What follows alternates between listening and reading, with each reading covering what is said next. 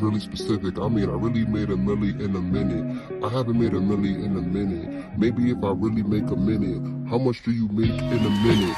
Well, I make a lot. Listen, when the dividend, the make I make a block. Oh my God, why are they trying to block my stock?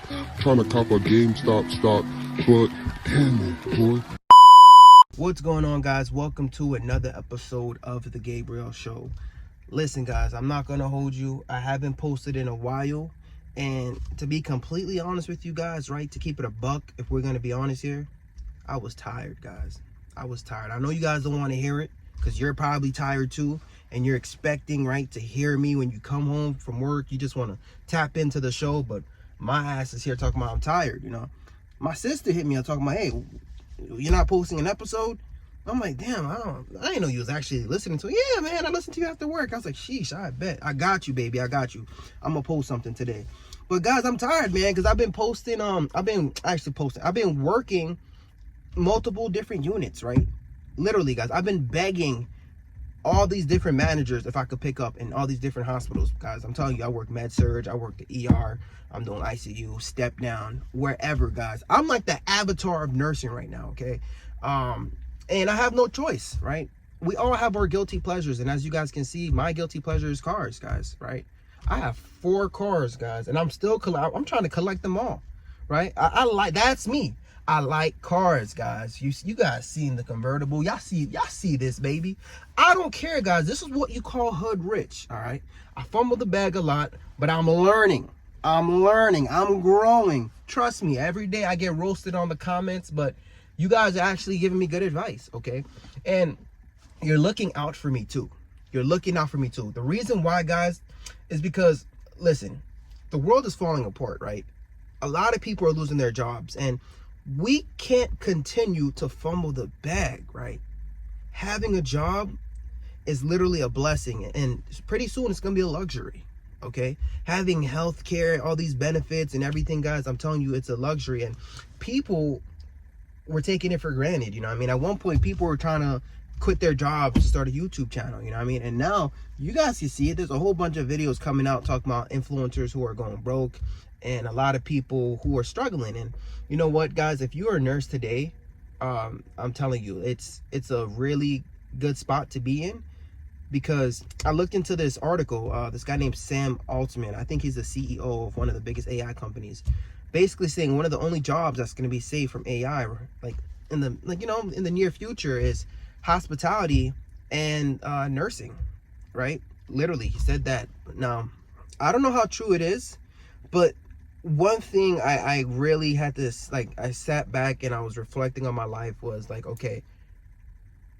I need to stop my bad habits, right? I got to stop getting into debt for dumb stuff. I got to stop investing into depreciating assets and start investing into things that's going to, put money into my pockets, because pretty soon, guys, I don't think you see what's going on, right? Not only are people losing their jobs, they're not able to find a new job. And a lot of these, I'm talking about your basic entry-level jobs are being replaced by AI, right?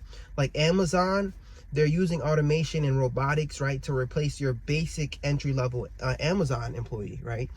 Elon Musk is out here, putting billions of dollars into robotics, right? He's out here also investing into AI as well. And you guys see it, man. These cyber trucks and all these trucks, next thing you know, these trucks are going to be driving themselves. We're going to come to a point where when you want to order food, right, it's literally going to be a robot who drives it to your house and is going to deliver it to you, right? A lot of jobs are being affected, okay? A lot of people went to school, college. I'm telling you, I feel like we're all going to be affected by AI. And so we have to appreciate our paychecks, because I don't know, I feel like at one point we're going to have no choice but to have universal income, right? Universal basic income, UBI. I feel like that's where we're leading towards, and it's pretty sad. It's pretty sad to see the amount of debt, us millennials or people get into. We're promised a career, we get this degree, we work our ass off, and then when we graduate, we can't find a job, okay? And companies are already trying to find a way to save money, right? They're sending most of the jobs to other countries so that this way they can save money. And now it's even better, because with AI, it's more efficient. You know, AI doesn't call out, you feel me? They don't call out to go to the club. They don't complain about getting floated. You know, AI doesn't complain about the things we complain about. And I just feel like right now, these billionaires, especially, you know, they want to make profit. They want to make profit. That's the mission right now, just to make profit. So, guys, I have a few videos I want to share with you guys. You know, I'm reflecting, and you guys know I'm going to learn from my mistake, right? You guys know right now is just like the beginning stages. I'm making my mistakes. I'm sharing my mistakes, but I'm going to learn from them. But I'm making this video so that this way we could all prepare and get ready for what's to come. But anyways, roll the clip. AI will replace healthcare workers within 3 years. I just got back from a medical AI conference, and one of the keynote speakers said something that really shook me. He said that AI is going to replace most of the healthcare workforce within 3 years. Not assist, not augment, replace.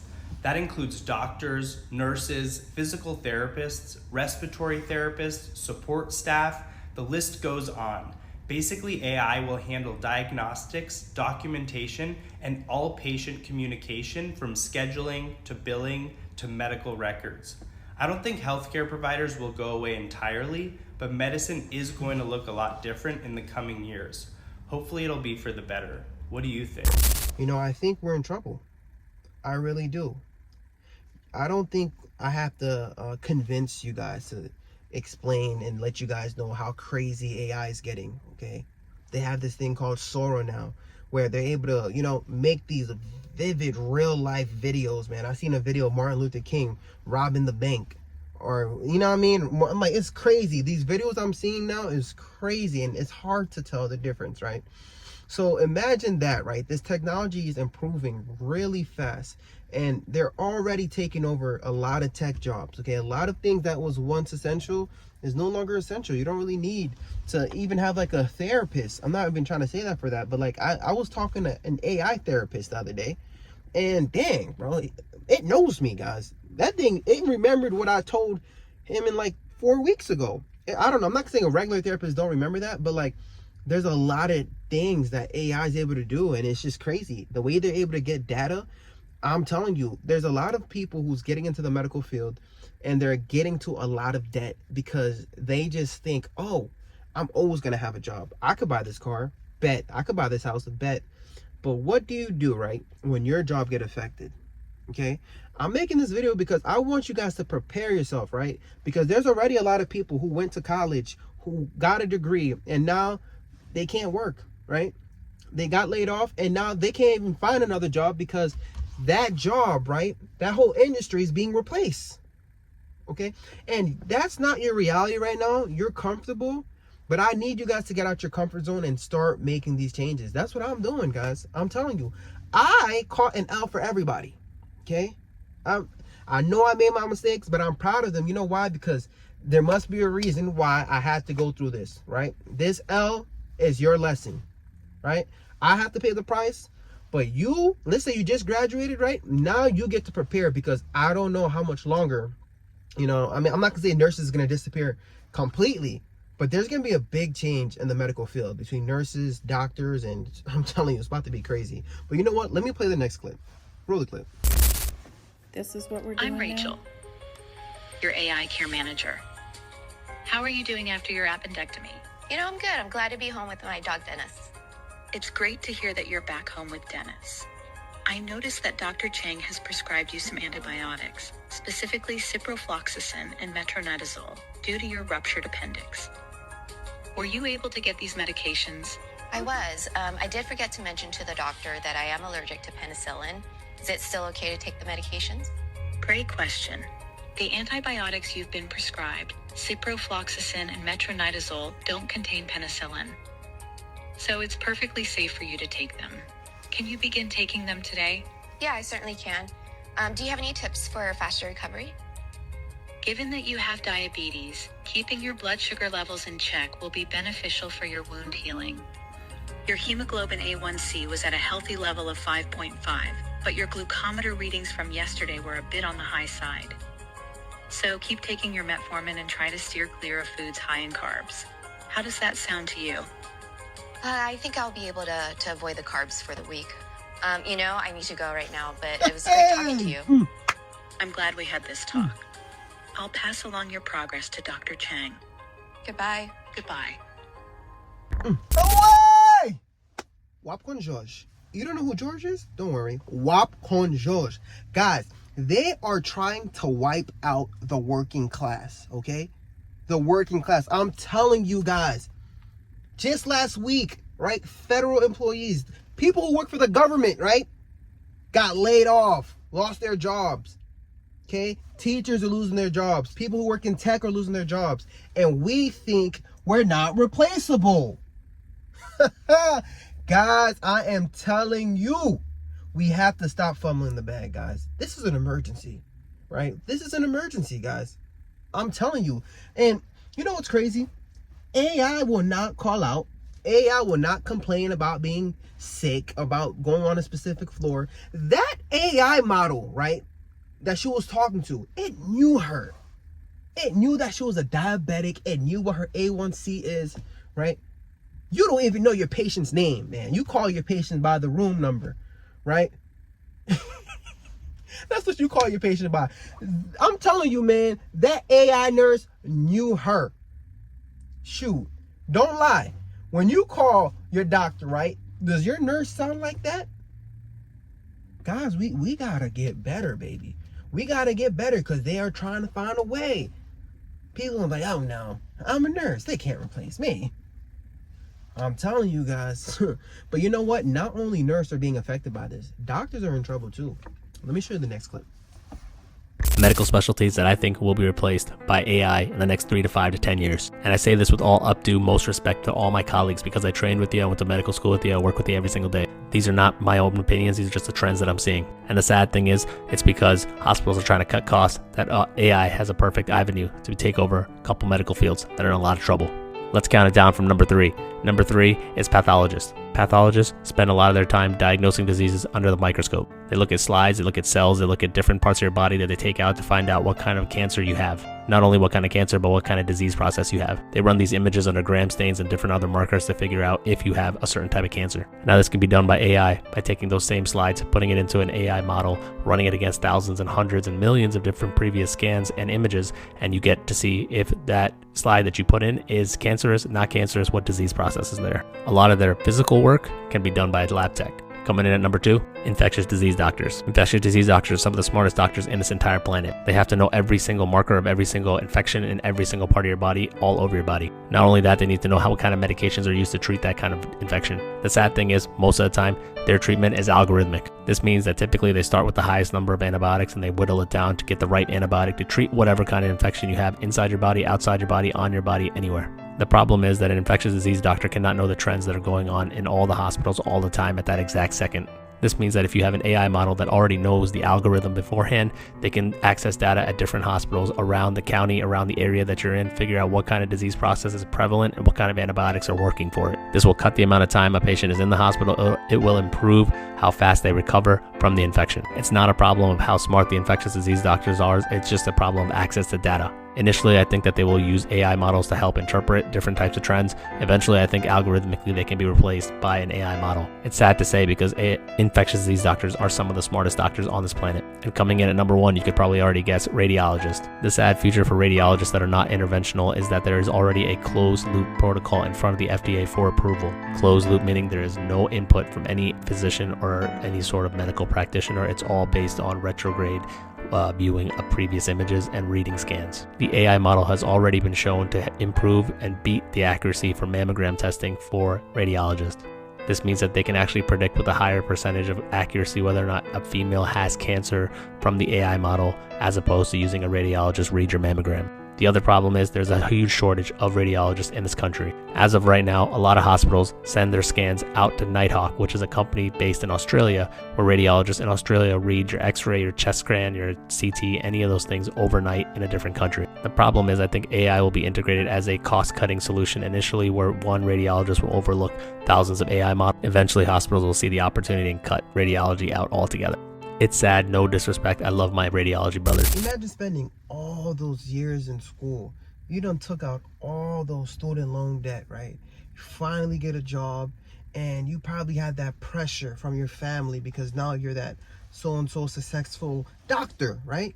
So you done took out a student loan already. Now you done took out a mortgage because you need to live in that doctor's house. You done took out a crazy car loan because you need to drive that doctor's car. Probably you just got married, so you probably dropped a bag on the freaking wedding. I'm telling you, you're in debt, man. And imagine you're just trying your best to make these payments, and you find out that this ChatGPT takes over your job. Guys, doctors aren't safe, man.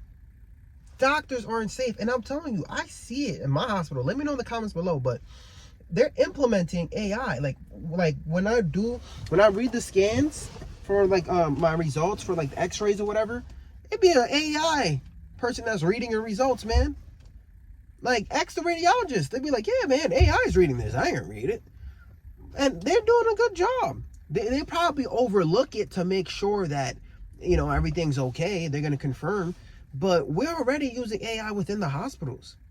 Okay? They're talking about using AI in Epic charting, and I don't know how it's going to affect us. But, like, listen, we are at risk for losing our jobs. And I'm telling you, like, the world around us is falling apart, guys. We have to read the room. And you have people like me blowing the bag. And I know I'm not the only one, right? But I'm calling you out too. I want to say your name, right? Samantha, you got a new car too. I know you're probably going to watch this. You be watching my videos. You should have gotten that car. You know damn well we're not getting ours, right?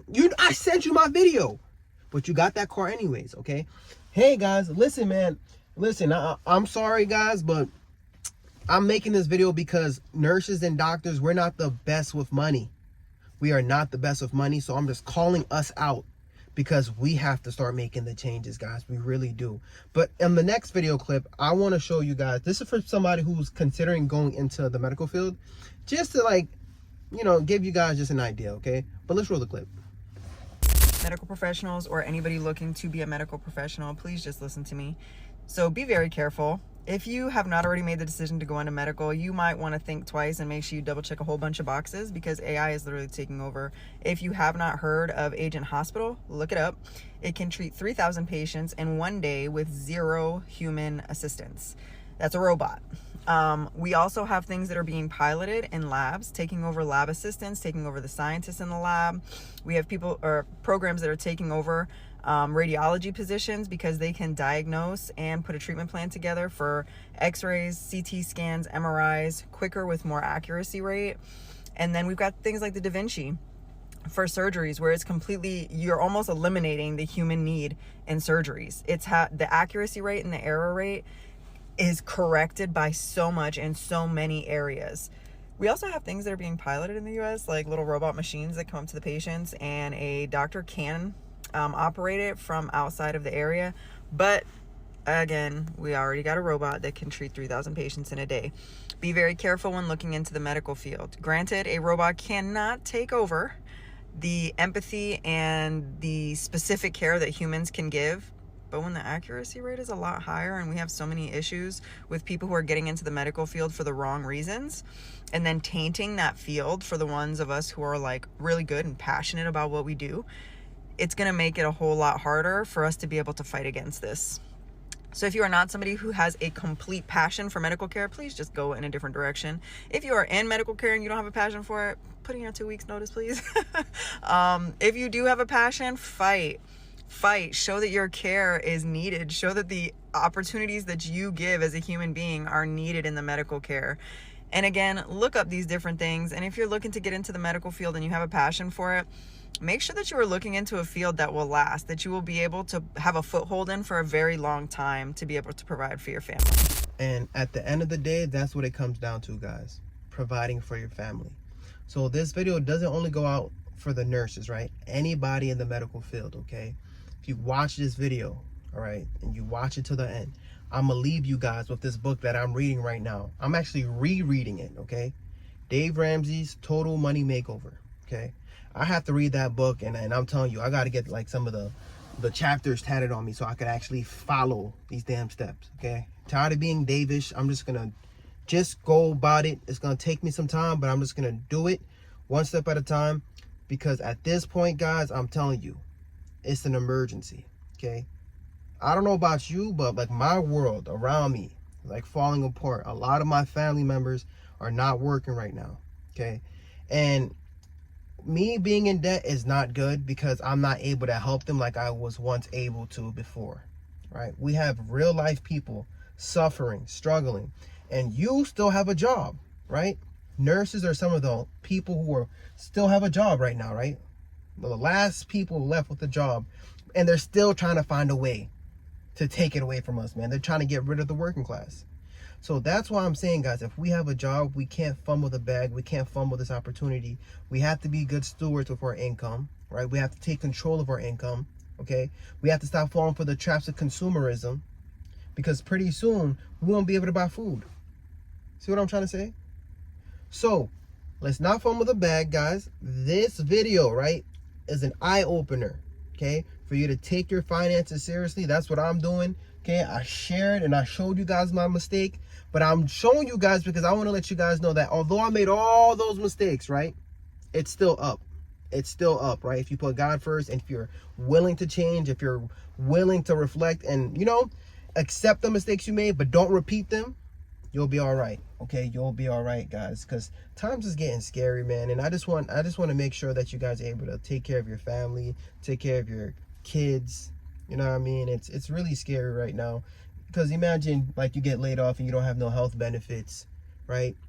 Forget all those nice job titles you had, right? You're trying to invest in all this stuff. If you don't have a job, you can't invest.